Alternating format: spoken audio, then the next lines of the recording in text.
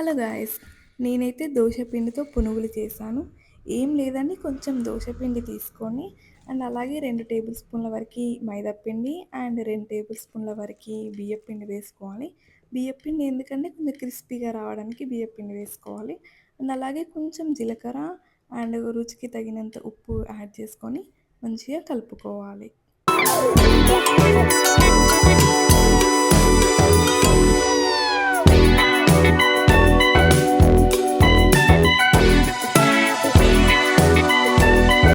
Deep fry కోసం ఒక కడాయి తీసుకొని ఆయిల్ హీట్ చేసుకోవాలి.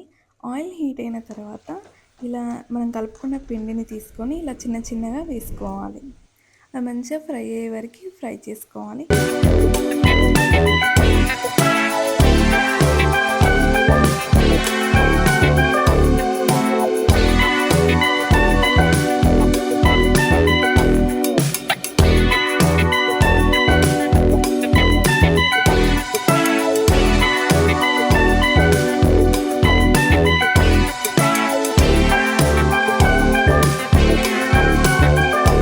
మిగతా పిండిని కూడా ఆ విధంగానే ఇలా చిన్న చిన్నగా వేసుకోవాలి.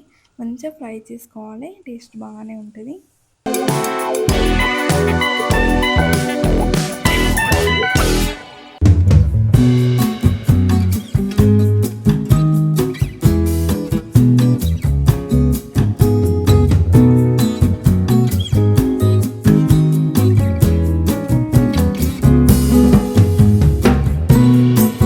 మీకు కనుక ఈ వీడియో నచ్చినట్లయితే please do subscribe, like and share. Thank you for watching.